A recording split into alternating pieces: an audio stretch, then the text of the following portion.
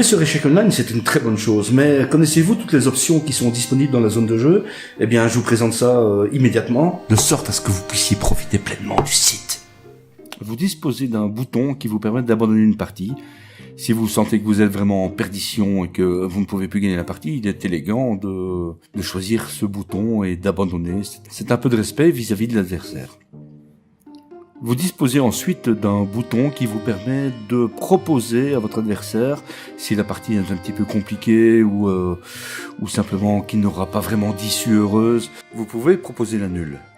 Sachez que la nulle ne sera acceptée que si effectivement votre adversaire pense comme vous. Bien entendu, si votre vis-à-vis pense pouvoir gagner la partie, le refus de votre nulle sera certainement son option.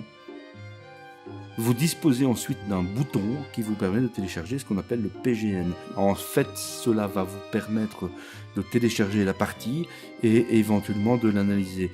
Je ne vais pas trop m'étendre sur le sujet actuellement, ce sera l'objet d'une vidéo bien distinctive. Ensuite vient enfin la petite roue crantée qui vous propose toutes les options. Vous pouvez activer ou désactiver les sons. En général, on aime bien jouer avec le son. Ça vous prévient quand même quand votre adversaire joue.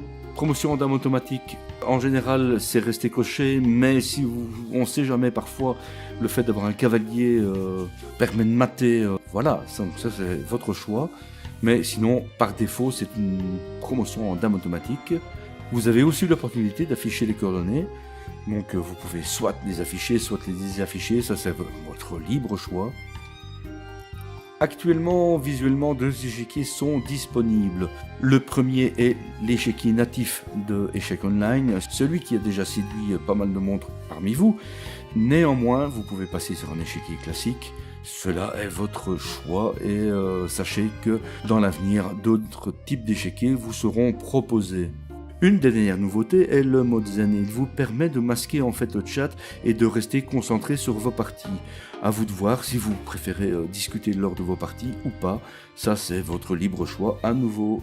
Bien entendu, vous pouvez revenir en arrière. Il suffit de recliquer sur la roue crantée et de délectionner le mode zen et ensuite de rappuyer pour retrouver le chat.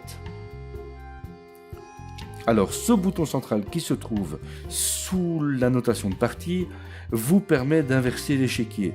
Il est parfois intéressant de voir un petit peu la position de l'adversaire vue de son côté.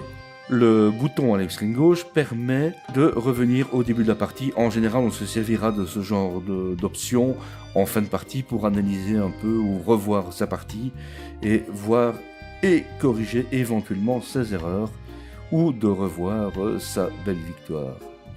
Il suffit d'utiliser le bouton d'extrême droite afin de revenir à la fin de partie.